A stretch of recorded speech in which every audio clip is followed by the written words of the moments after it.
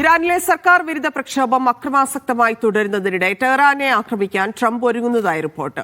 ഉദ്യോഗസ്ഥരുമായി ട്രംപ് ഇക്കാര്യത്തിൽ ചർച്ച നടത്തുന്നതായി ബ്ലൂംബർഗ് റിപ്പോർട്ട് ചെയ്തു. ഇറാനിലെ സ്ഥിതിഗതികൾ ഇസ്രായേൽ പ്രധാനമന്ത്രി ബെന്യാമിൻ നെതന്യാഹു പ്രതീക്ഷ പ്രകടിപ്പിച്ചു. എന്നാൽ US ഇസ്രായേൽ ഗൂഢാലോചനയെ എന്ത് വില കൊടുത്തും ചെറുക്കുമെന്ന് ഇറാൻ ഭരണകൂടവും സൈന്യവും മുന്നറിയിപ്പ് നൽകി.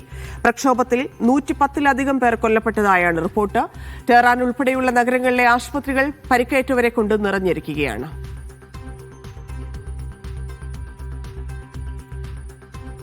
MC നാസ ചേർന്ന്. MC, എന്താണ് ഇറാനിലെ സ്ഥിതി? തന്നെ പ്രക്ഷോഭം ഏതാണ്ട് 3-ാം വാരത്തിലേക്ക് കടന്നിരിക്കെ കൂടുതൽ അക്രമാസക്തമായിട്ടുള്ള റിപ്പോർട്ടുകളാണ് ഇപ്പോൾ പുറത്തു വരുന്നത്. തെഹ്റാൻ, കുമ്മ് ഉൾപ്പെടെയുള്ള പല നഗരങ്ങളിലും വലിയ തോതിൽ തന്നെ പ്രതിഷേധം തുടരുന്നുണ്ട്.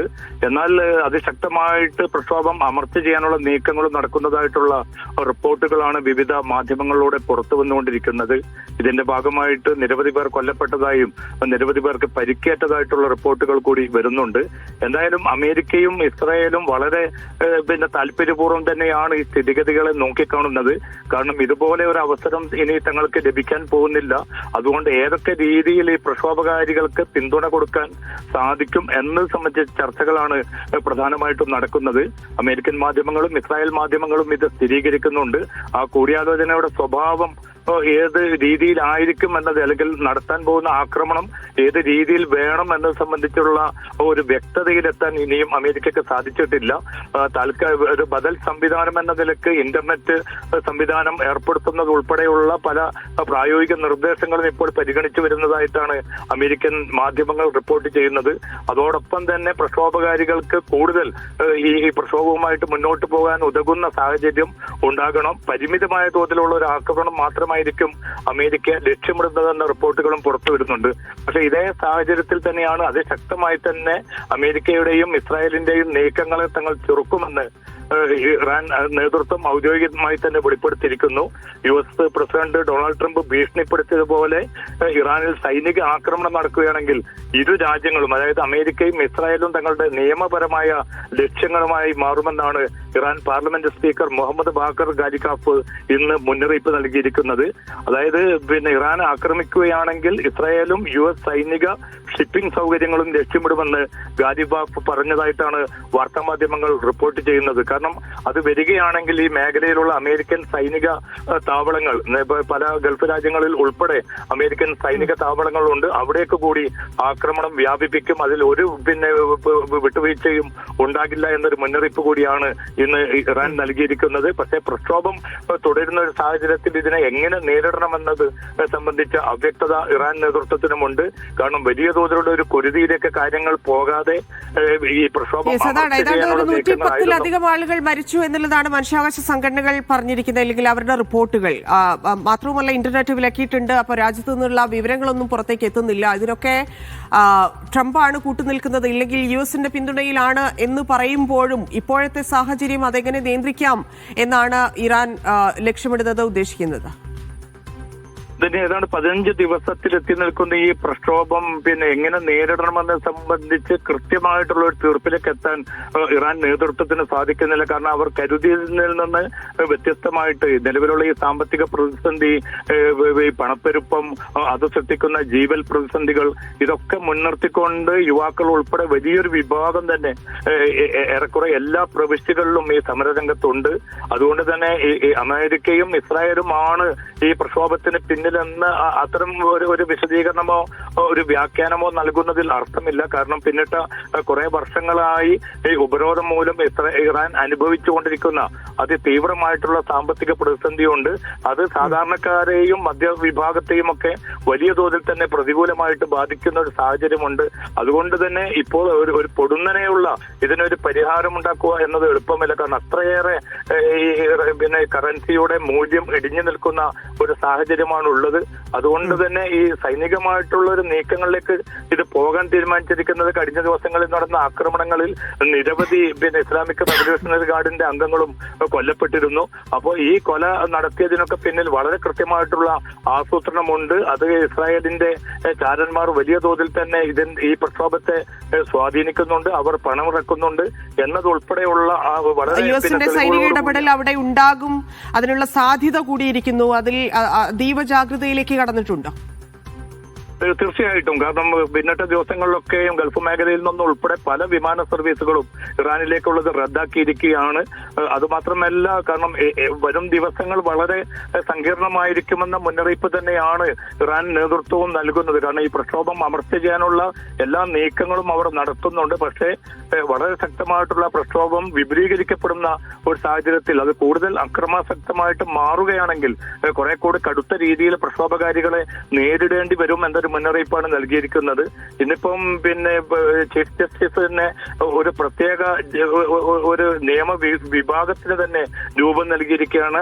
ഇത്തരം കേസുകളിൽ പ്രത്യേകിച്ച് ഈ പ്രക്ഷോഭങ്ങളിൽ ഏർപ്പെടുന്നവരെ വളരെ പൊടുന്നനെ തന്നെ വിചാരണ നടത്തി അവർക്കുള്ള ശിക്ഷ ഉറപ്പാക്കുമെന്ന മുന്നറിയിപ്പ് കൂടിയാണ് നൽകിയിരിക്കുന്നത്. അപ്പോൾ സൈനികമായി അല്ലെങ്കിൽ ബലപ്രയോഗത്തിലൂടെ നേരിടുന്നതിന് പുറമെ നിയമപരമായിട്ടും വലിയ തോതിൽ തന്നെ ഒരു കൂടുതൽ കടുത്ത നടപടികളിലേക്ക് ഇറാൻ നേതൃത്വം നീങ്ങുകയാണ്.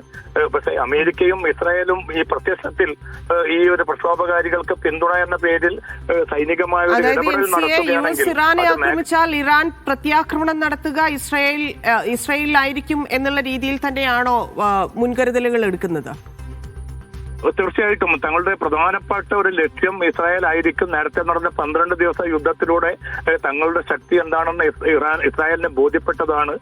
ഇനിയും അത്തരമൊരു അവസരം വരികയാണെങ്കിൽ കൂടുതൽ കടുത്ത മാരകമായിട്ടുള്ള ആക്രമണം തന്നെ ഇസ്രായേലിന് നേർക്കുണ്ടാവും. അതോടൊപ്പം തന്നെയാണ് മേഖലയിലെ എല്ലാ അമേരിക്കൻ സൈനിക കേന്ദ്രങ്ങൾ, താവളങ്ങൾ, കപ്പലുകൾ എന്നിവയും തങ്ങളുടെ നിയമാനുസൃത ലക്ഷ്യങ്ങളായിരിക്കുമെന്നാണ് ഇന്ന് സ്പീക്കർ വ്യക്തമാക്കിയിരിക്കുന്നത്. ഇതിനെ പരമോന്നത ആത്മീയ നേതാവ് അയത്തുല്ല അലി ഖാംനെയും ഇന്നലെ നടത്തിയ പ്രഭാഷണത്തിൽ മുന്നറിയിപ്പ് നൽകിയിട്ടുണ്ട്. കാരണം ഈ നടക്കുന്ന പ്രക്ഷോഭം വളരെ അക്രമാസക്തമാണ്. ജനങ്ങൾക്ക് പറയാനുള്ളത് കേൾക്കാൻ തങ്ങൾക്ക് താല്പര്യമുണ്ട്. അത് പോസിറ്റീവായി തന്നെ ഞങ്ങൾ കാണുകയും ചെയ്യുന്നു. പക്ഷെ ഇപ്പോൾ നടക്കുന്നത് ഈ ഭരണകൂടത്തെ അട്ടിമറിക്കുക മാത്രമല്ല ഈ രാജ്യത്തെ ശിഥിലമാക്കാനുള്ള വളരെ ആസൂത്രിതമായിട്ട് അമേരിക്കയും ഇസ്രായേലും ആവിഷ്കരിച്ചിരിക്കുന്ന ഒരു പദ്ധതിയുടെ ഭാഗമാണ്. അതുകൊണ്ട് തന്നെ വളരെ ശക്തമായിട്ട് സൈനികമായി തന്നെ ഇതിനെ അമർച്ച ചെയ്യുമെന്ന മുന്നറിയിപ്പാണ് പരമോന്നത ആത്മീയ നേതാവ് ഉൾപ്പെടെയുള്ളവർ നൽകിയിരിക്കുന്നത്. അതുകൊണ്ട് തന്നെ സൈന്യം അതീവ സുരക്ഷയിലാണ് ഇപ്പോൾ തെഹ്റാൻ ഉൾപ്പെടെയുള്ള നഗരങ്ങളിൽ നിലയുറപ്പിച്ചിരിക്കുന്നത്. ഇനി അമേരിക്കയുടെയോ ഇസ്രായേലിന്റെയോ ഭാഗത്തു നിന്ന് പ്രത്യക്ഷമായിട്ടുള്ള ഒരു സൈനിക നീക്കമുണ്ടായാൽ അത് ശക്തമായി തന്നെ അമേരിക്കൻ താല്പര്യങ്ങൾക്കെതിരെ ഇസ്രായേലിനെതിരെ ആഞ്ഞടിക്കുമെന്നുകൂടി ഇറാൻ നേതൃത്വം വ്യക്തമാക്കിയിട്ടുണ്ട്. ഈ പ്രതിഷേധക്കാർക്ക് കീഴടങ്ങില്ല എന്ന് പറയുന്നുണ്ട്. ഇവരെ എങ്ങനെയാണ് ഇവർക്ക്, അതായത് ഇപ്പോഴത്തെ ഒരു സാമ്പത്തിക പ്രയാസം അത് എങ്ങനെ മറികടക്കാം എന്നുള്ള കാര്യത്തിൽ ഇനി ഒരു ചർച്ചയോ ഇല്ലെങ്കിൽ ഇവരുമായിട്ട് ഒരു അനുരഞ്ജന ചർച്ചയിലേക്ക് കടക്കാനുള്ള സാധ്യത, മറ്റാരെങ്കിലും ഇതിൽ ഇടപെടാനുള്ള ഒരു സാധ്യത കാണുന്നുണ്ടോ? കൂടുതൽ പ്രകോപിപ്പിക്കുന്നത് അത് ഇറാനെ സംബന്ധിച്ച് കൂടുതൽ നാശനഷ്ടങ്ങൾ, ആളുകൾ ജീവൻ നഷ്ടപ്പെടുന്നതിലേക്കൊക്കെ കാര്യങ്ങൾ എത്തിക്കില്ലേ? തീർച്ചയായിട്ടും നേരത്തെ മുതൽ തന്നെ ഇറാന്റെ പ്രസിഡന്റ് മസൂദ് പെഷസ്കിയാൻ ആവശ്യപ്പെട്ടതും സൈന്യത്തിനും ഒക്കെ നിർദ്ദേശം നൽകിയതും കടുത്ത നടപടികളൊന്നും ഈ പ്രക്ഷോഭകർക്ക് നേരെ നടത്തരുത്, അവർ നമ്മുടെ തന്നെ സന്താനങ്ങളാണ്, അവരുടെ സ്വാഭാവികമായിട്ടുള്ള ഒരു പ്രതികരണത്തെ ആ അർത്ഥത്തിൽ നമ്മൾ കാണണമെന്നായിരുന്നു. പക്ഷെ പിന്നിട്ട ഒരു 3-4 ദിവസങ്ങളായി നാം മനസ്സിലാക്കുന്നതും നമ്മൾ വീഡിയോ ചിത്രങ്ങളിലും മറ്റും കണ്ടുകൊണ്ടിരിക്കുന്നതും കുറെ കൂടി അക്രമാസക്തമായ രീതിയിലേക്ക് ഈ പ്രകടനങ്ങളും പ്രക്ഷോഭവും നീങ്ങുന്ന കൃത്യമായിട്ടുള്ള സൂചനകളുണ്ട്. അതോടൊപ്പം തന്നെ 2 ഇസ്രായേൽ ചാരന്മാരെ പിടികൂടുകയും അവരെ വധശിക്ഷയ്ക്ക് വിധേയമാക്കുകയും ചെയ്തതോടുകൂടി തങ്ങൾക്ക് ലഭിച്ചിരിക്കുന്ന തെളിവുകൾ പ്രകാരം വളരെ കൃത്യമായിട്ടുള്ള ഒരു ഇസ്രായേൽ അമേരിക്കൻ പദ്ധതിയാണ് ഈ പ്രക്ഷോഭകാരികളെ മുന്നോട്ട് നയിക്കുന്നത്. അതോടൊപ്പം തന്നെ മുൻ പ്രസിഡന്റ് റിസാ ഷാ പഹ്ലവിയുടെ മകൻ അമേരിക്കയിൽ നിന്നുകൂടി ഇതിനെ വളരെ കൃത്യമായിട്ടുള്ള ആസൂത്രണം ചെയ്യുന്നതായിട്ടുള്ള റിപ്പോർട്ടുകൾ പുറത്തു വരുന്നു.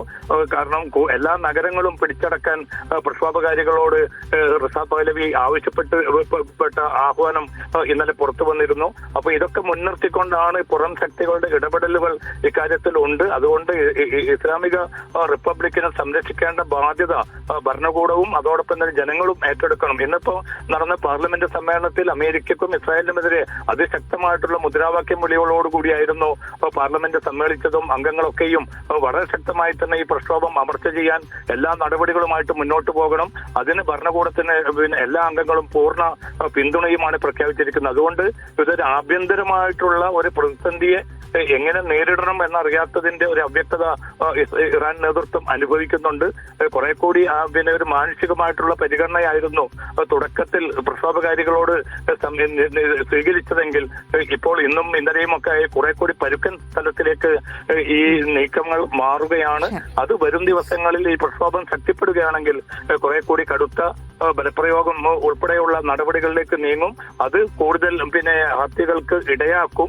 അങ്ങനെ വരികയാണെങ്കിൽ അമേരിക്കൻ പ്രസിഡന്റ് നേരത്തെ പറഞ്ഞതുപോലെ പ്രക്ഷോഭം അമർച്ച ചെയ്യുകയാണെങ്കിൽ തങ്ങൾ വളരെ ശക്തമായി ഇടപെടുമെന്നാണ് ഇന്നും ട്രംപ് മുന്നറിയിപ്പ് നൽകിയിരിക്കുന്നത്. ഇസ്രായേലും വലിയ താല്പര്യത്തോടു കൂടിയാണ് ഈ പ്രക്ഷോഭത്തെ നോക്കിക്കാണുന്നത്. നിലവിലുള്ള ഒരു സാഹചര്യത്തിൽ ഈ ശേഷാ ഭരണകൂടത്തെ അട്ടിമറിക്കാൻ ഇറാൻ ജനതയ്ക്ക് സാധിക്കുമെന്നൊരു പ്രത്യാശയാണ് ഇന്നിപ്പം ഇസ്രായേൽ പ്രധാനമന്ത്രി നെതന്യാഹു ഔദ്യോഗികമായി തന്നെ പങ്കുവച്ചിരിക്കുന്നതും. ശരി MC, താങ്ക് യു.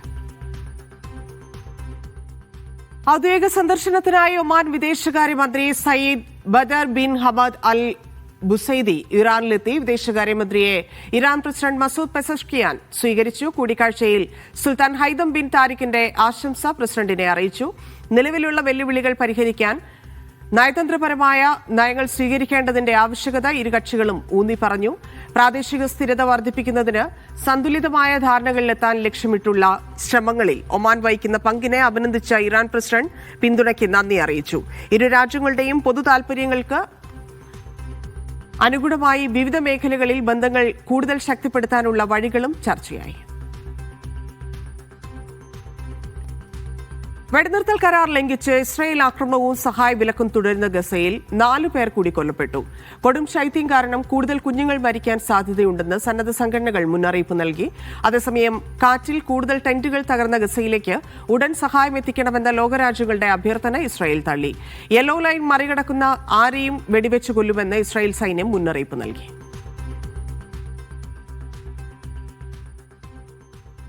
ഇപ്പോൾ വരുന്നൊരു പ്രധാനപ്പെട്ട വാർത്തയിലേക്ക്. തൃശൂർ ചാവക്കാട് പോലീസ് സ്റ്റേഷനിൽ 18-കാരന് മർദ്ദനമേറ്റതായി പരാതി. മലപ്പുറം പാലപ്പെട്ടി സ്വദേശി അനസിനെ പരിക്കുകളോടെ പൊന്നാനി താലൂക്ക് ആശുപത്രിയിൽ പ്രവേശിപ്പിച്ചു. എടക്കഴിയൂർ നേർച്ച കാണാനെത്തിയ തന്നെ പോലീസ് മർദ്ദിച്ചുവെന്നാണ് അനസിന്റെ പരാതി. എന്നാൽ അനസിനെ പോലീസ് സ്റ്റേഷനിലേക്ക് കൊണ്ടുവന്നിട്ടേയില്ലെന്നാണ് ചാവക്കാട് പോലീസിന്റെ വിശദീകരണം. യൂനുസ് അഹമ്മദ് ചേരുന്നു. യൂനുസ്, എന്താണ് സംഭവം? ധന്യ 18-കാരനായ മലപ്പുറം പാലപ്പെട്ടി സ്വദേശിയായ അനസിനെ തൃശൂർ ചാവക്കാട് പോലീസ് സ്റ്റേഷനിൽ വെച്ച് മർദ്ദിച്ചു എന്നാണ് ഇപ്പോൾ പരാതി വന്നിരിക്കുന്നത്. എടക്കയ്യൂർ നേർച്ച കാണാനെത്തിയ തന്നെ പോലീസ് മർദ്ദിച്ചു എന്നാണ് ഈ അനസ് പരാതി നൽകിയിരിക്കുന്നത്. ഈ പരിക്കുകളോടെ പൊന്നാനി താലൂക്ക് ആശുപത്രിയിൽ ഇപ്പോൾ അനസിനെ പ്രവേശിപ്പിച്ചിട്ടുണ്ട്.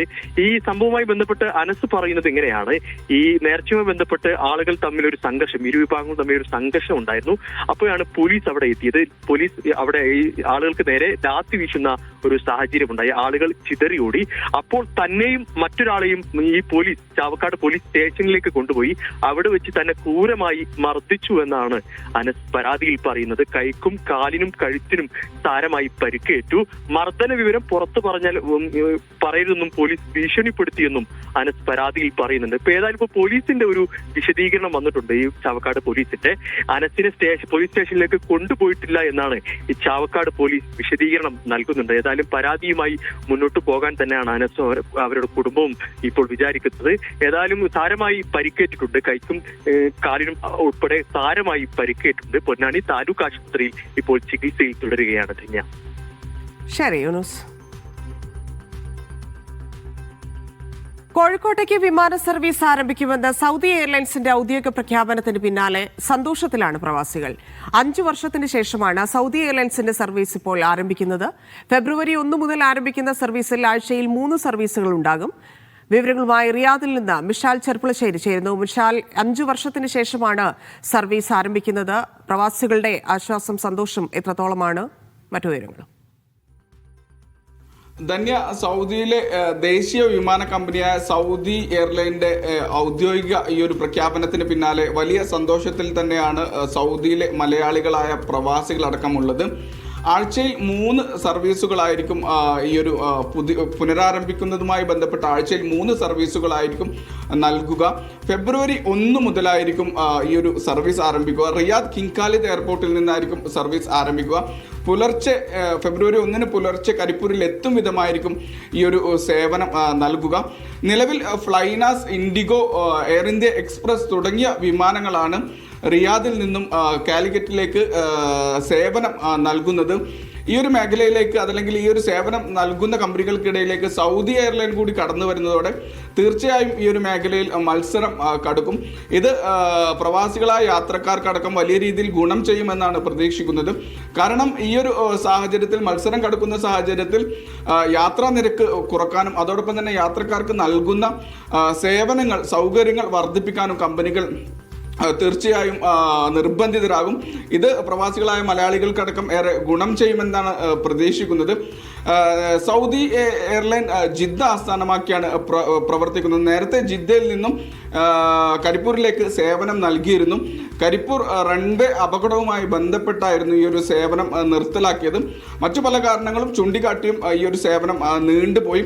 എന്നാൽ ഇപ്പോൾ ഫെബ്രുവരി 1 ഈ ഒരു സേവനം പുനരാരംഭിക്കുമെന്ന സന്തോഷം നൽകുന്ന വാർത്ത തന്നെയാണ് നിലവിൽ വന്നിരിക്കുന്നത്. ഇന്ത്യയിലെ കൊച്ചി, മുംബൈ തുടങ്ങിയ പ്രധാന നഗരങ്ങളിലേക്ക് നിലവിൽ സൗദി എയർലൈൻ സേവനം നൽകുന്നുണ്ട്. അതോടൊപ്പം ഇതിൻ്റെ ടിക്കറ്റുകൾ ഇപ്പോൾ ഫെബ്രുവരി 1 ആരംഭിക്കാനിരിക്കുന്ന സർവീസിൻ്റെ ടിക്കറ്റുകൾ നിലവിൽ ഓൺലൈനിൽ ലഭ്യമാക്കിയിട്ടുണ്ട്.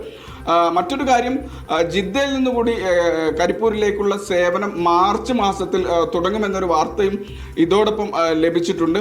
ഈയൊരു സേവനം കൂടി ആരംഭിക്കുകയാണെങ്കിൽ, ഇതുകൂടി യാഥാർത്ഥ്യമാവുകയാണെങ്കിൽ തീർച്ചയായും മലയാളികളായ പ്രവാസികൾക്ക് സൗദി എയർലൈൻ നൽകുന്ന ഇരട്ടി മധുരം തന്നെയായിരിക്കും. കേരളത്തിലെ 30-ലേറെ കോളേജ് പൂർവ്വ വിദ്യാർത്ഥി സംഘടനകൾ മാറ്റുരയ്ക്കുന്ന അക്കാഫ് പ്രീമിയർ ലീഗിന് ഷാർജയിൽ തുടക്കമായി. മുൻ ദേശീയ ക്രിക്കറ്റ് താരം ശ്രീശാന്ത് മത്സരങ്ങൾ ഉദ്ഘാടനം ചെയ്തു. കേരളത്തിന്റെ വനിതാ ക്രിക്കറ്റ് താരം കെസിയ ഉൾപ്പെടെയുള്ളവർ അതിഥികളായി പങ്കെടുത്തു. 8 വനിതാ ടീമുകളും APL-ൽ മാറ്റുരയ്ക്കുന്നു. മീഡിയ 1 ടൂർണമെന്റിന്റെ മീഡിയ പാർട്ണറാണ്. ഷിനോ ഷംസുദ്ദീൻ ചേരുന്നുണ്ട്. ഷിനോജ്, അക്കാഫിന് തുടക്കമായിരിക്കുന്നു. വലിയ ആവേശം, അത്രയധികം ടീമുകൾ മത്സരിക്കുന്നു. ശ്രീശാന്താണ് അത് ഉദ്ഘാടനം ചെയ്തത്. അങ്ങനെ വളരെ വലിയ പ്രത്യേകതകളുമായി ആരംഭിച്ചിരിക്കുകയാണ്. എന്തൊക്കെയാണ് വിശേഷങ്ങൾ മാച്ചിനെ കുറിച്ച്? ധന്യ നേരത്തെ സൂചിപ്പിച്ചതുപോലെ നിരവധി പ്രത്യേകതകളുള്ള ഒരു മത്സരമാണ്. ഇപ്പോൾ എനിക്ക് പിറകിൽ കാണുന്ന ഈ വേദിക്ക് പുറമെ അപ്പുറത്ത് മറ്റൊരു ഗ്രൗണ്ടിൽ മത്സരം നടക്കുന്നുണ്ട്. അങ്ങനെ 4 ഗ്രൗണ്ടിലായിട്ടാണ് ഒരേ സമയം മത്സരങ്ങൾ പുരോഗമിക്കുന്നത്. 32 ടീമുകൾ, അതായത് കേരളത്തിലെ വിവിധ കോളേജുകളുടെ പൂർവ്വ വിദ്യാർത്ഥി സംഘടനകളെ പ്രതിനിധീകരിക്കുന്ന 32 ടീമുകൾ ഇതിൽ മത്സരിക്കുന്നു എന്നുള്ളതാണ് ഒരു പ്രത്യേകത. പിന്നെ അതേപോലെ തന്നെ 8 വനിതാ ടീമുകളും മത്സരിക്കുന്നുണ്ട്. അതിനൊപ്പം തന്നെ നമുക്കൊന്നും അത്ര പരിചിതമല്ലാത്ത ഒരു ഫോർമാറ്റിലാണ് ഈ ക്രിക്കറ്റ് നടക്കുന്നത്.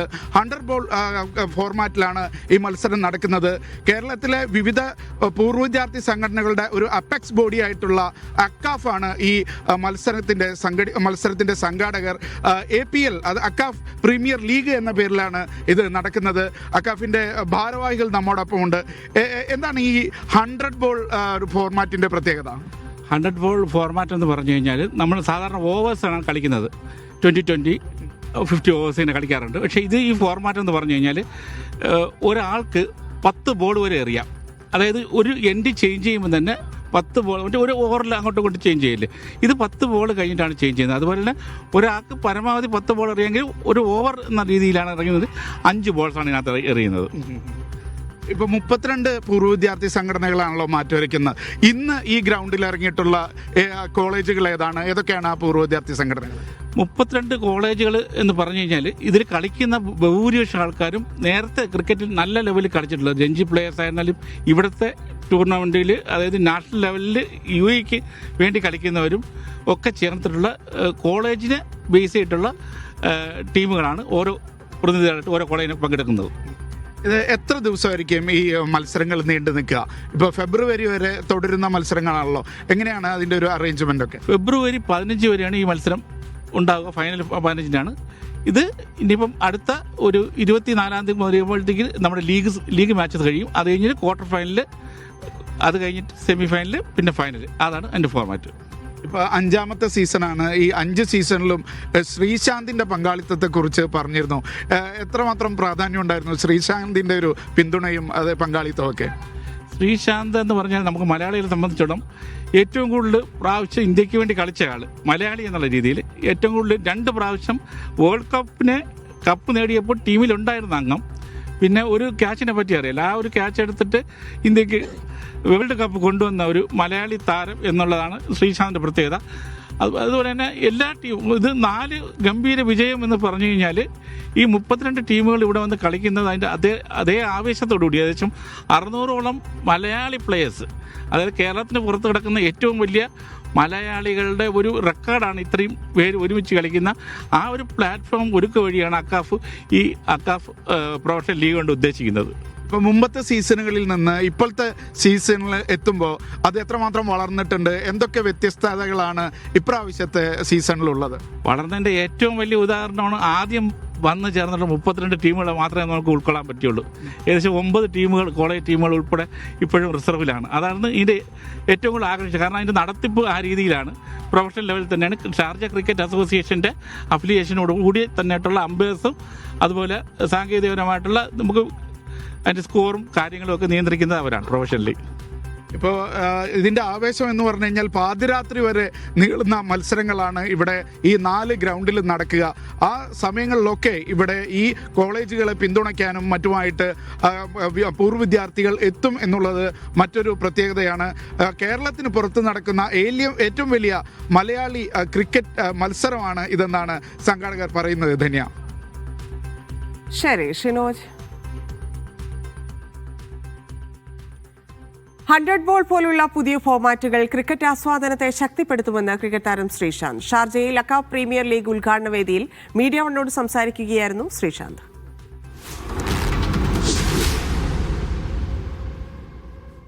100 ബോൾ ഫോർമാറ്റിലാണ് ഇത് നടക്കുന്നത്. ആ ഫോർമാറ്റിന്റെ ഭാവിയെക്കുറിച്ച് എങ്ങനെയാണ് കരുതുന്നത്? സൂപ്പർ 100 ബോൾ ഫോർമാറ്റിന്റെ ബിഹൈൻഡ് സ്റ്റോറി പറഞ്ഞാൽ എനിക്ക് എൻ്റെ ടീം ബിജുചേട്ടൻ തൊട്ട് ചാൾസ് ബായാണ് എല്ലാ എൻ്റെ ടീമിൻ്റെ ഒരു ഡിസിഷൻ മേക്കിംഗ് ആയിരുന്നു അതും ഇവിടെ തുടങ്ങിയ 100 എനിക്ക് തോന്നുന്നു ഇംഗ്ലണ്ടിലും 100 ആണ് 100. അപ്പോൾ some people are doing T10s, fast 50. അപ്പോൾ എന്തായാലും ഡിഫറെൻറ്റ് ഫോർമാറ്റ്സ് പല സ്ഥലത്ത് വരുന്നത് വളരെ നല്ലതാണ്. But at the end of the day it's cricket. White ball cricket, red ball cricket. Whoever loves cricket gets an opportunity to play. അതും പ്രവാസി മലയാളികൾക്ക് ഏറ്റവും നല്ലൊരു ഓപ്പർച്യൂണിറ്റി. അത് മാത്രമല്ല ഗസ്റ്റ് പ്ലേയേഴ്സ് ആയിട്ട് കളിക്കുന്ന ഓപ്പർച്യൂണിറ്റി കിട്ടുന്നത്. അതും കംപ്ലീറ്റ് മലയാളിയായ ഒരു എനിക്ക് തോന്നുന്നു ലോകത്തിലെ ഏക ടൂർണമെന്റ് അക്കാഫിൻ്റെ ഈ ടൂർണമെന്റ് ആയിരിക്കും. അതുകൊണ്ട് God's been kind, I could be a part of it. Saudi Aramco പ്രഖ്യാപിച്ച പുതിയ തരം ഇന്ധനം വിപണിയിലെത്തി. ലിറ്ററിന് 2.88 റിയാലാണ് വില. 98 ഒക്ടെയ്ൻ എന്ന പേരിലാണ് പെട്രോൾ സ്റ്റേഷനുകളിൽ ലഭിക്കുക. ഉയർന്ന നിലവാരവും പ്രവർത്തനക്ഷമതയും വാഗ്ദാനം ചെയ്യുന്നതാണ് ഇന്ധനം. കഴിഞ്ഞ ദിവസം സൗദി ദേശീയ എണ്ണ കമ്പനിയായ സൗദി ആരാംകോ പ്രഖ്യാപിച്ച പുതിയ തരം ഇന്ധനം 98 ഒക്ടെയ്ൻ പെട്രോൾ വിപണിയിലെത്തി. ലിറ്ററിന് 2.88 റിയാലാണ് വില. റിയാദ്, ജിദ്ദ, ദമാം മെട്രോപൊളിറ്റൻ പ്രദേശങ്ങൾ ഇവയെ ബന്ധിപ്പിക്കുന്ന റോഡുകൾ എന്നിവിടങ്ങളിലാണ് ഉൽപ്പന്നം തുടക്കത്തിൽ ലഭ്യമാക്കിയിരിക്കുന്നത്. പുതിയ ഉൽപ്പന്നം ഉപഭോക്താക്കൾക്ക് ഒന്നിലധികം ഇന്ധന ഓപ്ഷനുകൾ വാഗ്ദാനം ചെയ്യുന്നതും ഒപ്പം ഹൈ പെർഫോമൻസ്, ടർബോ, ലക്ഷറി തുടങ്ങിയ വിഭാഗങ്ങളിലെ വാഹനങ്ങൾക്ക് അനുയോജ്യമായതും ഉയർന്ന നിലവാരവും പ്രവർത്തനക്ഷമതയും വാഗ്ദാനം ചെയ്യുന്നതുമാണ്. നിലവിൽ 91 ഒക്ടെയ്ൻ, 95 ഒക്ടെയ്ൻ എന്നീ വിഭാഗങ്ങളിലായാണ് രാജ്യത്ത് പെട്രോൾ ഉപയോഗിച്ചു വരുന്നത്. Naushad റിക്കൂർ, media one, Dammam. ഷാർജയുടെ വിവിധ ഭാഗങ്ങളിൽ ഇന്ന് വൈദ്യുതി മുടങ്ങി. 2 മണിക്കൂറോളം വൈദ്യുതി നിലച്ചത് സ്ഥാപനങ്ങളുടെ പ്രവർത്തനങ്ങളെ ബാധിച്ചു. എങ്കിലും അതിവേഗം വൈദ്യുതി വിതരണം പുനഃസ്ഥാപിക്കാൻ കഴിഞ്ഞതായി Sharjah electricity and water authority അറിയിച്ചു. ഇന്ന് ഉച്ചയ്ക്ക് 12 മണിയോടെയാണ് അൽമജാസ്, നാദ, മുബൈല തുടങ്ങിയ മേഖലകളിൽ വൈദ്യുതി നിലച്ചത്. ദുബായ് നഗരത്തിലെ ഗതാഗത തിരക്ക് കുറയ്ക്കാൻ നടപ്പാക്കുന്ന ഹെസ സ്ട്രീറ്റ് വിപുലീകരണ പദ്ധതിയുടെ ആദ്യഘട്ടം പൂർത്തിയായി. അൽഖയിൽ റോഡിൽ നിന്ന് ഷൈഖ് സായിദ് റോഡ് വരെ നീളുന്ന റോഡ് 4.5 കിലോമീറ്റർ ഭാഗമാണ് വിപുലീകരണം പൂർത്തിയാക്കി ഗതാഗതത്തിന് തുറന്നുകൊടുത്തത്. പദ്ധതി പൂർത്തിയായതോടെ ഹെസ സ്ട്രീറ്റിലെ റോഡിലെ ലൈനുകളുടെ എണ്ണം 2-ൽ നിന്ന് 4ആയി. പദ്ധതിയുടെ 90% ഏകദേശം പൂർത്തിയായതായി RTA പറഞ്ഞു. റോഡ് പരിഷ്കരണങ്ങൾ, പാലങ്ങൾ, ഇന്റർസെക്ഷൻ വികസനം, സൈക്ലിംഗ് ട്രാക്കുകൾ എന്നിവ ഉൾപ്പെടെ ശേഷിക്കുന്ന ജോലികൾ ഈ വർഷം 2ാം പാദത്തിൽ പൂർത്തിയാക്കും. പദ്ധതി പൂർത്തിയാകുമ്പോൾ റോഡിന് ഓരോ ദിശയിലേക്കും സഞ്ചരിക്കാവുന്ന വാഹനങ്ങളുടെ എണ്ണം മണിക്കൂറിൽ 8000 നിന്ന് 16,000 വർദ്ധിക്കും. ഇതുവഴി 2030 ആകുമ്പോഴേക്കും 6.4 ലക്ഷത്തിലധികം ആളുകൾക്ക് സേവനം നൽകാൻ ഇതുവഴി സാധിക്കുമെന്നും RTA അറിയിച്ചു. ദുബായിലെ ഏറ്റവും തിരക്കേറിയ റൂട്ടുകളിലൊന്നായ റോഡിലെ ഗതാഗത കുരുക്ക് കുറയ്ക്കുക, യാത്രാ സമയം കുറയ്ക്കുക, സുരക്ഷ വർദ്ധിപ്പിക്കുക എന്നിവ ലക്ഷ്യമിട്ട് 2023 ഹെസ സ്ട്രീറ്റ് വിപുലീകരണ പദ്ധതി തുടങ്ങിയത്. ഷെയ്ഖ് സായിദ് റോഡ്, ഫസ്റ്റ് അൽ ഗൈൽ സ്ട്രീറ്റ്, അൽ അസൈൽ സ്ട്രീറ്റ് എന്നിവ ഉൾപ്പെടെ 4 പ്രധാന കവലകളുടെ വികസനം പദ്ധതിയിൽ ഉൾപ്പെടുത്തിയിരുന്നു.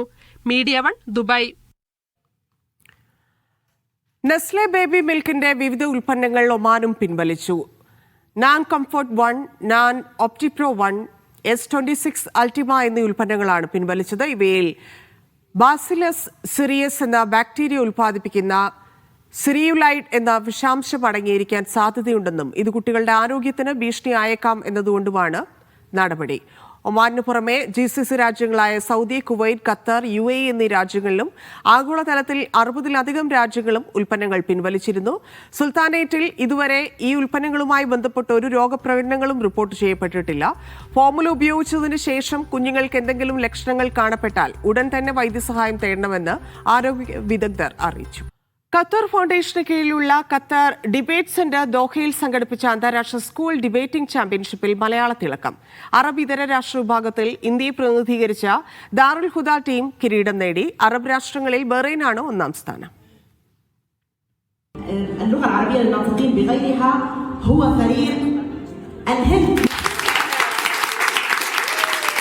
Arabic as A foreign language അഥവാ AFL വിഭാഗത്തിലാണ് ചെമ്മാട് ദാറുൽ ഹുദ സെക്കൻഡറി സീനിയർ സെക്കൻഡറി ടീം 1ാം സ്ഥാനം സ്വന്തമാക്കിയത്. മലേഷ്യയിൽ നിന്നുള്ള സുൽത്താൻ സൈനുൽ ആബിദീൻ സ്കൂളിനെയാണ് ഇന്ത്യൻ സംഘം ഫൈനലിൽ തോൽപ്പിച്ചത്. ഡിബേറ്റിംഗ് ചാമ്പ്യൻഷിപ്പിന്റെ 7ാമത് പതിപ്പായിരുന്നു ഇത്തവണത്തേത്. അബ്ദുൽ ഹയ്യ്, മുഹമ്മദ് റബി, ഹാഷിം അഹമ്മദ്, മുബഷിർ എന്നിവരായിരുന്നു ടീം അംഗങ്ങൾ. വിജയത്തിൽ ഏറെ ആഹ്ലാദമുണ്ടെന്ന് ഇന്ത്യൻ സംഘം പറഞ്ഞു. ഇത് സ്കൂൾ ലെവലിൽ വേൾഡ് ലെവലിൽ ചാമ്പ്യൻഷിപ്പ് ആയിരുന്നു. ഇതിൽ അൽഹംദുലില്ലാഹ് നമുക്ക് ചാമ്പ്യൻ കഴിഞ്ഞു. വളരെ സന്തോഷം. ടോട്ടൽ 40 ടീമിൽ നിന്ന് ഓൺലൈനിൽ ക്വാളിഫിക്കേഷൻ കൊണ്ട് കഴിഞ്ഞു. അതിൽ നിന്ന് 17 ടീമിനാണ് സെറ്റ് ചെയ്തത്. അത് 2 കാറ്റഗറി ആയിട്ടാണ്. ഒന്ന് അറബ് കാറ്റഗറിയും നോൺ അറബ് കാറ്റഗറിയും. അപ്പോൾ നോൺ അറബ് കാറ്റഗറിയിൽ ഇന്ത്യ, കാനഡ, ബ്രൂണൈ, മലേഷ്യ എന്ന ടീമുണ്ടായിരുന്നു. അപ്പോൾ ആദ്യം ഇതിൽ എല്ലാ ടീം പരസ്പരം മത്സരിച്ച് നോക്കൗട്ട് റൗണ്ടിൽ. ഞങ്ങൾക്ക് ആദ്യം ഉണ്ടായിരുന്നത് ബ്രൂണൈ ആയിരുന്നു, പിന്നെ മലേഷ്യ, പിന്നെ കാനഡ. അപ്പോൾ അൽഹംദുലില്ലാഹ് 3 ജയിച്ച് പിന്നെ ഫൈനലിലായിരുന്നു. ഫൈനലിൽ മലേഷ്യ എതിരാളികൾ അറബിക് രാഷ്ട്ര വിഭാഗത്തിൽ തുർക്കി 2ാം സ്ഥാനം നേടി. Qatar debate center executive director doctor Hayat Abdulla Al Marifi വിജയികൾക്കുള്ള സമ്മാനദാനം നിർവഹിച്ചു. Media 1 Doha. Sultan Haitham bin Tariq ഒമാന്റെ അധികാരം ഏറ്റെടുത്തിട്ട് ഇന്നേക്ക് 6 വർഷം. സുൽത്താന്റെ ഭരണ മികവിൽ രാജ്യം കൂടുതൽ പുരോഗതിയിലേക്ക് മുന്നേറിയ വർഷങ്ങൾ കൂടിയായിരുന്നു ഇത്. 2020 ജനുവരി 11 സുൽത്താൻ ഹൈതം ബിൻ താരിഖ് ഒമാന്റെ അധികാരം ഏറ്റെടുത്തത്. 2020 ജനുവരി 11 സുൽത്താൻ ഹൈതം ബിൻ താരിഖ് ഒമാന്റെ അധികാരം ഏറ്റെടുക്കുന്നത്. ഭരണത്തിന്റെ ആദ്യ നാൾ മുതൽ പുതിയ പ്രതീക്ഷകളിലേക്കും സ്വപ്നങ്ങളിലേക്കും സുൽത്താൻ രാജ്യത്തെ കൈപ്പിടിച്ചുയർത്തി തുടങ്ങി. വിദ്യാഭ്യാസം, സാമ്പത്തികം, ശാസ്ത്രഗവേഷണം, നൈപുണ്യം, ആരോഗ്യം, പൈതൃകം, ദേശീയ സംസ്കാരം, ക്ഷേമം തുടങ്ങി നാനാ മേഖലയിലുമുള്ള കുതിപ്പ്.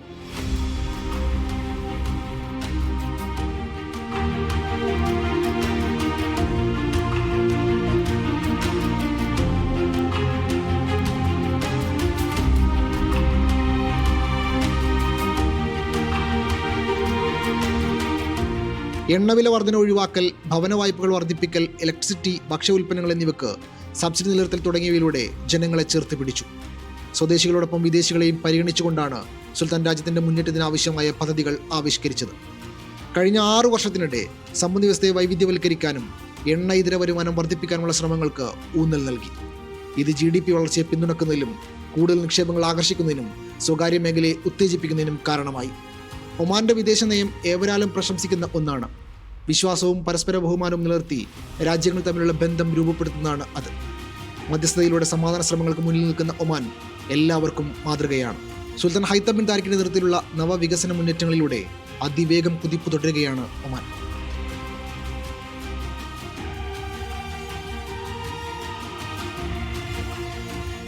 Media 1 Muscat. മറനിൽ റോഡ് അപകടത്തിൽ പരിക്കേൽക്കുകയും ശാരീരിക വൈകല്യം സംഭവിക്കുകയും ചെയ്ത യുവതിക്ക് 8,000 ദിനാർ നഷ്ടപരിഹാരം നൽകാൻ കോടതി ഉത്തരവ്. അപകടത്തിന് കാരണക്കാരനായ ഡ്രൈവറും അദ്ദേഹത്തിന്റെ ഇൻഷുറൻസ് കമ്പനിയും സംയുക്തമായി ഈ തുക നൽകണമെന്നാണ് വിധി.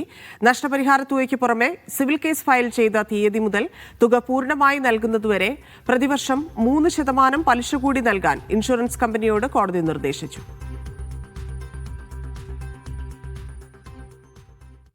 സൗദിയിലെ ഏറ്റവും പ്രായം കൂടിയ പൗരൻ നാസർ അൽവായദി അന്തരിച്ചു. 142 വയസ്സിലായിരുന്നു അന്ത്യം. സൗദി തലസ്ഥാനമായ റിയാദിൽ ഖബറടക്കി. രാജ്യത്തിന്റെ ഏകീകരണം മുതൽ വികസന കുതിപ്പിനും സാക്ഷിയായാണ് സൗദിയുടെ മുതുമുത്തശ്ശൻ നാസർ അൽവദായി വിട പറഞ്ഞത്. അസീർ പ്രവിശ്യയിലെ ദഹ്റാൻ അൽ ജനൂബിയിൽ ജനിച്ച് 142 വയസ്സിലായിരുന്നു അന്ത്യം. 3 ഭാര്യമാരും മക്കളും പേരമക്കളുമായി 134 കുടുംബാംഗങ്ങളുണ്ട്. 110 വയസ്സിലായിരുന്നു അവസാന വിവാഹം. ഇതിൽ ഒരു പെൺകുഞ്ഞിനും ജന്മം നൽകി. 3 ആൺമക്കളും 10 പെൺമക്കളുമാണ് ഉണ്ടായിരുന്നത്. 90 വയസ്സുള്ള മകൾ ഉൾപ്പെടെ 4 പെൺമക്കളും ഒരു മകനും നേരത്തെ മരണപ്പെട്ടു. King Abdul Aziz bin Saud മുതൽ സൗദി രാജാക്കന്മാരോടും നേരിട്ട് ബന്ധം പുലർത്തിയിരുന്നു. അബ്ദുള്ള രാജാവ് 1,00,000 റിയാൽ ഉപഹാരം നൽകി അൽവദായിയെ ആദരിച്ചു. ജീവിതത്തിലുടനീളം വിശ്വാസത്തിനും മതപരമായ കാര്യങ്ങളിലും സൂക്ഷ്മത പുലർത്തിയ അൽവദായി 40 തവണ ഹജ്ജ് നിർവഹിച്ചു. ഗോതമ്പ്, ബാർലി, ചോളം, തൈര്, ചീസ്, തേൻ എന്നിവയായിരുന്നു മുത്തശ്ശന്റെ ഇഷ്ടഭക്ഷണം. യമനിലും സൗദിയിലുമുള്ള ബിസിനസ് വഴി സമ്പന്നമായിരുന്നു ജീവിതം. സമൂഹത്തിലെ തർക്കങ്ങൾ പരിഹരിക്കുന്നതിലും സ്നേഹബന്ധങ്ങൾ കാത്തുസൂക്ഷിക്കുന്നതിലൂടെയും വലിയ സൗഹൃദ വലയമുണ്ടായി. മരണസമയത്തും പ്രാർത്ഥനകളുമായി സോഷ്യൽ മീഡിയകളിൽ നിറയുകയാണ്. Media 1 Jeddah. യുഎഇയിൽ നിന്ന് ഉംറയ്ക്കെത്തിയ മലപ്പുറം സ്വദേശി മക്കയിൽ മരിച്ചു. പെരിന്തൽമണ്ണ കുന്നത്ത് സെയ്ദ് മുഹമ്മദ് ഫാറൂഖാണ് മരിച്ചത്. 58 വയസ്സായിരുന്നു. യുഎഇയിൽ നിന്നുള്ള ഉംറ ഗ്രൂപ്പിൽ ഭാര്യ ബുഷ്രയും ഒന്നിച്ച് അദ്ദേഹം തുവാഫിനിടെ കുഴഞ്ഞു വീണ് മരിക്കുകയായിരുന്നു. നടപടികൾ പൂർത്തിയാക്കി മക്കയിൽ ഖബറടക്കം നടത്തി. ആഭ്യന്തര സംഘർഷവും ഭക്ഷ്യക്ഷാമവും അനുഭവിക്കുന്ന സുഡാനിലെ ജനങ്ങൾക്ക് സഹായവുമായി ഖത്തറും തുർക്കിയും. ഖത്തർ ഫണ്ട് ഫോർ ഡെവലപ്മെന്റും തുർക്കി ഡിസാസ്റ്റർ ആൻഡ് എമർജൻസി മാനേജ്മെന്റ് അതോറിറ്റിയും സംയുക്തമായി ശേഖരിച്ച 2,428 മെട്രിക് ടൺ മാനുഷിക സഹായങ്ങളുമായി കപ്പൽ സുഡാനിലേക്ക് തിരിച്ചു. ഭക്ഷ്യവസ്തുക്കൾ, വസ്ത്രങ്ങൾ, ഷെൽട്ടർ ടെന്റുകൾ, പുതപ്പുകൾ തുടങ്ങിയ അവശ്യ സാധനങ്ങൾ, മറ്റ് വീട്ടുപകരണങ്ങൾ എന്നിവയാണ് കപ്പലിലുള്ളത്. കുവൈത്തിൽ ജനുവരി 24 മുതൽ 8 രാത്രികൾ നീണ്ടു നിൽക്കുന്ന കൊടും തണുപ്പ് ആരംഭിക്കുമെന്ന് അൽ ഉജൈരി സയന്റിഫിക് സെന്റർ അറിയിച്ചു. അൽ അസിറാഖ് എന്നറിയപ്പെടുന്ന ഈ ഘട്ടത്തിൽ താപനില ഗണ്യമായി കുറയുകയും തണുത്ത വടക്കൻ കാറ്റ് ശക്തമാവുകയും ചെയ്യുമെന്ന് മുന്നറിയിപ്പ് നൽകി. ജനുവരി 14 മുതൽ 26 ദിവസം നീളുന്ന ഷബാത്ത് സീസൺ ആരംഭിക്കുമെന്നും ഇത് ശൈത്യകാലത്തിന്റെ ഉച്ചസ്ഥായിയാണെന്നും കേന്ദ്രം വ്യക്തമാക്കി. ഈ കാലയളവിലാണ് സാധാരണയായി വർഷത്തിലെ ഏറ്റവും കുറഞ്ഞ താപനില അനുഭവപ്പെടുന്നതെന്നും അറിയിച്ചു.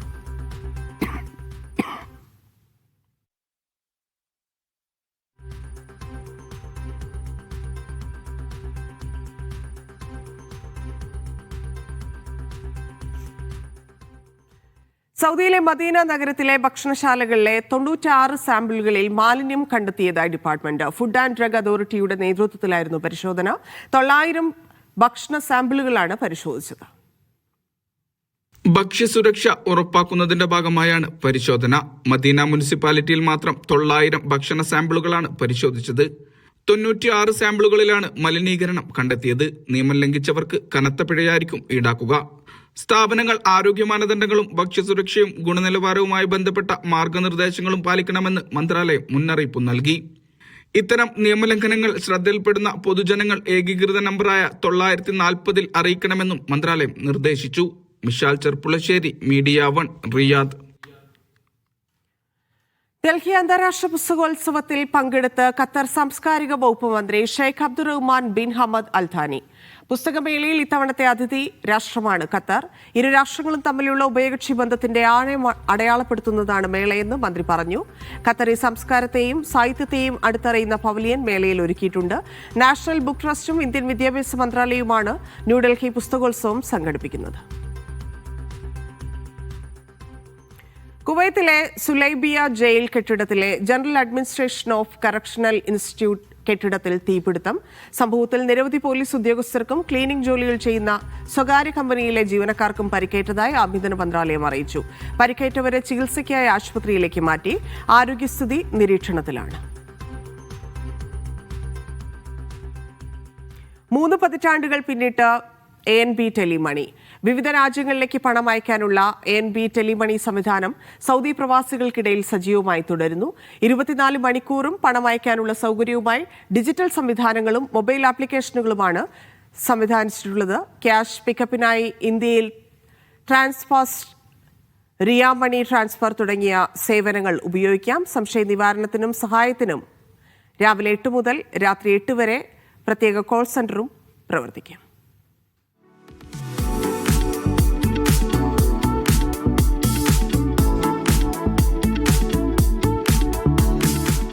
ഇന്ത്യ ഉൾപ്പെടെയുള്ള രാജ്യങ്ങളിലേക്കാണ് ടെലിമണിയുടെ സേവനം.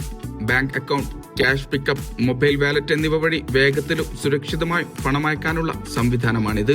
ബ്രാഞ്ചുകളിൽ സംവിധാനിച്ചിട്ടുള്ള കിയോസ്ക് മെഷീനുകൾ, മറ്റു ഡിജിറ്റൽ ചാനലുകൾ തുടങ്ങിയവയിലൂടെ 24 മണിക്കൂറാണ് സേവനം. Telemani delivers fast and secure international transfers worldwide. We provide services to the customer via physical branches and kiosk machine, ATMs and mobile application. Mobile ആപ്ലിക്കേഷനായ ടെലിമണി ആപ്പ് വളരെ എളുപ്പത്തിൽ പണമയക്കാനും അക്കൗണ്ടുകൾ IFSC കോഡ് ഉപയോഗിച്ച് എളുപ്പത്തിൽ ആഡ് ചെയ്യാനും സാധ്യമാകും വിധമാണ് സജ്ജീകരിച്ചിട്ടുള്ളത്. സൗദിയിലുടനീളം 54 ടെലിമണി സെന്ററുകളാണ് പ്രവർത്തിക്കുന്നത്. രാവിലെ 9:30 മുതൽ വൈകിട്ട് 5:30 വരെ റെമിറ്റൻസ് സഹായത്തിനായി പരിശീലനം നേടിയ സ്റ്റാഫുകളും ലഭ്യമാകും. ഇന്ത്യയിലേക്ക് ട്രാൻസ്ഫാസ്റ്റ് വഴി പണമയക്കുന്നവർക്ക് 2,50,000 റിയാൽ ക്യാഷ് പ്രൈസ് ലഭിക്കാനുള്ള അവസരവുമുണ്ട്. 1,500 റിയാലോ അതിനു മുകളിലോ ഇന്ത്യയിലേക്ക് ട്രാൻസ്ഫാസ്റ്റ് വഴി അയക്കുന്നവർക്കായിരിക്കും അവസരം. നമുക്കിപ്പോൾ ടെലിമണിയിൽ നിന്ന് ഇന്ത്യയിലേക്ക് പണം അയക്കുമ്പോൾ ട്രാൻസ്ഫാസ്റ്റ് മുഖേന, നമ്മുടെ പാർട്ണറായ ട്രാൻസ്ഫാസ്റ്റ് മുഖേന പണം അയക്കുമ്പോൾ നമ്മുടെ ഒരു ലക്കി ഡ്രോ ക്യാമ്പയിൻ നടക്കുന്നുണ്ട്. അതായത് നമുക്ക് 1,500 റിയാലിന് മുകളിൽ ഇന്ത്യയിലെ ഏത് ബാങ്ക് അക്കൗണ്ടിലേക്കും പണം അയക്കുമ്പോൾ അതിൽ നിന്ന് തിരഞ്ഞെടുക്കുന്ന 100 കസ്റ്റമേഴ്സിനാണ് നമ്മൾ 2,000 റിയാൽ വീതം സമ്മാനം കൊടുക്കുന്നത്. ഇതിൻ്റെ മെഗാ സമ്മാനം എന്ന് പറയുന്നത് 50,000 സൗദി റിയാലാണ്. മൊത്തത്തിൽ 2.5 ലക്ഷം റിയാലാണ് നമ്മൾ സമ്മാനം കൊടുക്കുന്നത്. നറുക്കെടുപ്പിലൂടെയായിരിക്കും തിരഞ്ഞെടുപ്പ്. ഒന്നാം സമ്മാനമായി 50,000 റിയാലും 100 വിജയികൾക്ക് 2,000 റിയാൽ വീതവുമായിരിക്കും സമ്മാനം. ടെലിമണി ആപ്പ് ഡൗൺലോഡ് ചെയ്ത് രജിസ്ട്രേഷൻ പൂർത്തിയാക്കിയോ അടുത്തുള്ള ടെലിമണി സെന്റർ വഴിയോ കൂടുതൽ വിവരങ്ങൾ ലഭ്യമാകും. UPI വാലറ്റ് സേവനം ടെലിമണിയുടെ മാത്രം പ്രത്യേകതയാണ്. ക്യാഷ് പിക്കപ്പിനായി ഇന്ത്യയിൽ ട്രാൻസ്ഫാസ്റ്റ്, റിയ മണി ട്രാൻസ്ഫർ തുടങ്ങിയ സേവനങ്ങളും ഉപയോഗിക്കാം. സംശയ നിവാരണത്തിനും സഹായത്തിനുമായി രാവിലെ 8 മുതൽ രാത്രി 8 വരെ പ്രത്യേക കോൾ സെന്റർ സേവനവും ലഭ്യമാണ്. Media 1, Riyadh. തെരഞ്ഞെടുപ്പിനെ നേരിടാൻ CPM-നും BJP-ക്കും ഒരേ വിദ്വേഷ സ്ട്രാറ്റജിയാണെന്ന് വെൽഫെയർ പാർട്ടി ദേശീയ വൈസ് പ്രസിഡന്റ് ഹമീദ് വാണിയമ്പലം. CPM-ന് അധികാര തുടർച്ചയും BJP-ക്ക് നിയമസഭയിൽ സീറ്റുകൾ ഉണ്ടാകാനും വേണ്ടിയുള്ള ധാരണയാണെന്നും AK ബാലന്റെ വംശീയ പ്രസ്താവന ഇതിന്റെ ഭാഗമായി ചെയ്തതാണെന്നും അദ്ദേഹം പറഞ്ഞു. വിദ്വേഷ നാവുകളോട് നോ, സഹോദര്യ മുന്നേറ്റത്തോട് യെസ് എന്ന തലക്കെട്ടിൽ ഫ്രട്ടേണിറ്റി മൂവ്മെന്റ് സംസ്ഥാന കമ്മിറ്റി സംഘടിപ്പിച്ച പൊതുസമ്മേളനം ഉദ്ഘാടനം ചെയ്യുകയായിരുന്നു അദ്ദേഹം. വാളയാറിൽ ആൾക്കൂട്ട കൊലപാതകത്തിന് ഇരയായ ഛത്തീസ്ഗഡ് സ്വദേശി രാം നാരായണൻ ബാഗേലിന്റെ സഹോദരൻ ശശികാന്ത് ബാഗേൽ സമ്മേളനത്തിൽ മുഖ്യാതിഥിയായി. ഒരു ഉത്തരവാദപ്പെട്ട നേതാവ് വെറുതെ പറഞ്ഞതല്ല. അടുത്ത തെരഞ്ഞെടുപ്പ് വരെ മാറാടിന്റെ വ്രണത്തെ മാന്തിപ്പൊളിച്ച് കേരളത്തെ ഒരു വർഗീയമായ ധ്രുവീകരണത്തിലൂടെ അടുത്ത തെരഞ്ഞെടുപ്പിനാവശ്യമായ ഒരു നരേഷൻ രൂപപ്പെടുത്തിയെടുത്ത് അധികാര തുടർച്ചയ്ക്കാവശ്യമായ കാര്യങ്ങളാണ് അദ്ദേഹം ചെയ്തു തുടങ്ങിയിട്ടുള്ളത് എന്ന് തീർച്ചയായിട്ടും നമ്മൾ മനസ്സിലാക്കുന്നു. വരാനിരിക്കുന്ന നിയമസഭാ തെരഞ്ഞെടുപ്പിൽ BJP-ക്ക് അത്യാവശ്യം MP-മാരെ ഉണ്ടാക്കിക്കൊടുക്കാൻ CPM തയ്യാറാകും. CPM-ന്റെ അധികാര തുടർച്ച, പിണറായി വിജയന്റെ അധികാര തുടർച്ച ഉറപ്പുവരുത്താൻ BJP-യും തയ്യാറാകും. അമേരിക്കൻ അധിനിവേശ പദ്ധതികൾക്കെതിരെ ലോകം ഒരുമിക്കണമെന്ന് കാന്തപുരം AP അബൂബക്കർ മുസ്ലിയാർ. കേരള മുസ്ലിം ജമാഅത്ത് നടത്തുന്ന മനുഷ്യർക്കൊപ്പം ജാഥയ്ക്ക് മറൈൻ ഡ്രൈവിൽ നൽകിയ സ്വീകരണത്തിൽ സംസാരിക്കുകയായിരുന്നു അദ്ദേഹം. സ്വീകരണ യോഗത്തിന് മുൻപ് സയ്യിദ് ഇബ്രാഹിം ഉൽ ഖലീൽ ബുഖാരി പൗരപ്രമുഖരുമായി സംവദിച്ചു. അമേരിക്ക ചെറിയ ചെറിയ രാജ്യങ്ങളെ പിടിച്ച് അടക്കി പരമാധികാര രാജ്യങ്ങളെയെല്ലാം ഒതുക്കി അമർത്തി മുഴുവൻ ജനങ്ങളെയും കയ്യിലൊതുക്കണമെന്ന ആഗ്രഹത്തിൽ അക്രമങ്ങളും അനീതിയും അഴിച്ചുവിട്ടുകൊണ്ടിരിക്കുകയാണ്. കേരള മുസ്ലിം ജമാഅത്തിന്റെ സാന്ത്വന കർമ്മ പദ്ധതികളുടെ പ്രഖ്യാപനവും സമ്മേളനത്തിൽ നടത്തി. മന്ത്രി P. രാജീവ്, MP മാരായ ഹാരിസ് ബീരാൻ, ഹൈബി ഈഡൻ തുടങ്ങിയവർ പങ്കെടുത്തു. സമ്മേളനത്തിനു മുൻപ് ടൗൺഹാളിൽ നിന്നും മറൈൻ ഡ്രൈവിലേക്ക് നടന്ന ഫ്ളാഗ് മാർച്ചിൽ നൂറുകണക്കിന് പ്രവർത്തകർ പങ്കെടുത്തു. നേരത്തെ കലൂർ IMA ഹാളിൽ നടന്ന സ്നേഹവിരുന്നിൽ കേരള മുസ്ലിം ജമാഅത്ത് ജനറൽ സെക്രട്ടറി സയ്യിദ് ഖലീൽ ബുഖാരി പൗരപ്രമുഖരുമായി സംവദിച്ചു. കൊച്ചി കോർപ്പറേഷനിലെ തിരുത്തിയിൽ ഭവനരഹിതർക്കായി നിർമ്മിച്ച 394 ഫ്ളാറ്റുകൾ ഉദ്ഘാടനം ചെയ്തെങ്കിലും ഉപഭോക്താക്കളുടെ കയ്യിലെത്തിയിട്ടില്ല. ഇത്രയും പെട്ടെന്ന് കയ്യിലെത്തിക്കണം. കൊച്ചിയിലെ വായു മലിനീകരണ തോത് ശരിക്കും നിയന്ത്രിക്കേണ്ട അവസ്ഥയിലാണ്. കൊച്ചിയിലേക്ക് പഠനത്തിനും തൊഴിലുമായി വരുന്ന ധാരാളം വിദേശ വിദ്യാർത്ഥികൾക്ക് അതർ സ്റ്റേറ്റിലെ കുട്ടികൾക്ക് താമസ സൗകര്യം പര്യാപ്തമാകുന്നില്ല. വണ്ടൂർ അബ്ദുറഹ്മാൻ ഫൈസി, പേരോട് അബ്ദുറഹ്മാൻ സഖാഫി തുടങ്ങിയവരും സ്നേഹവിരുന്നിൽ പങ്കെടുത്തു. മീഡിയ 1 കൊച്ചി. അമേരിക്കൻ പ്രവാസിയായ ഷിലു ജോസഫ് രചിച്ച കഥാസമാഹാരം അകംപാതി പുറംപാതി പ്രകാശനം ചെയ്തു. നിയമസഭാ പുസ്തകോത്സവത്തിൽ വെച്ച് മന്ത്രി ജെ ചിഞ്ചുറാണിയാണ് പ്രകാശനം നിർവഹിച്ചത്. സാഹിത്യകാരൻ GR ഇന്ദുഗോപൻ പുസ്തകം ഏറ്റുവാങ്ങി. സമകാലിക ലോകത്തെ ഗ്രസിച്ച വർഗീയത, ജാതീയ ബോധം, സ്ത്രീക്കെതിരെ പുരുഷ മേധാവിത്വ സമൂഹം കാണിക്കുന്ന അടിച്ചമർത്തലുകൾ, ദളിത് ആയതിനാൽ പ്രണയത്തിലും ദാമ്പത്യത്തിൽ പോലും നേരിടുന്ന വിവേചനം എന്നിങ്ങനെ വർത്തമാന ജീവിതങ്ങളെ അടയാളപ്പെടുത്തുന്നതാണ് കഥകൾ. എഴുത്തുകാരി ഡോക്ടർ K. പ്രസീത പുസ്തകം പരിചയപ്പെടുത്തി. സംവിധായകൻ സലാം ബാപ്പു, നടി അഞ്ജിത BR, എഴുത്തുകാരൻ P. ജിംഷാർ, കഥാകാരി ഷിലു ജോസഫ്, സായൂജ് ബാലുശ്ശേരി എന്നിവർ സംസാരിച്ചു. മാൻകൈൻഡ് ലിറ്ററേച്ചറാണ് പുസ്തകത്തിന്റെ പ്രസാധകർ.